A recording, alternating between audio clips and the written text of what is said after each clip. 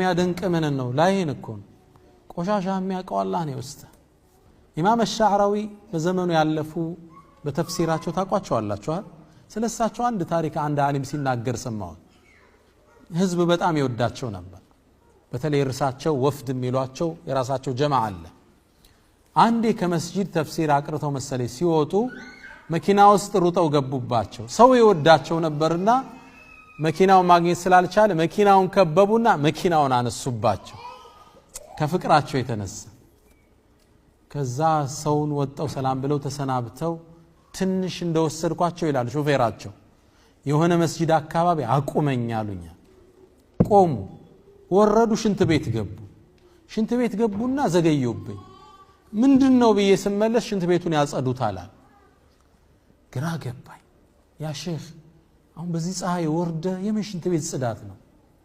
ተወኛሉኛ አሁን እኮ እነዛ ሰዎች መኪናዬን ሲያነሷት ልቤ ጥሩ ስሜት አልተሰማትም አሉ ለሰብራት ፈለኩ ተራም ሆኖ ግልጽ ነው ሰው የሚያደንቅ ምን ነው ላይን እኮ ቆሻሻ የሚያቀው አላህ ነው ውስጥ ሰለፎች እንዲህ ነበሩ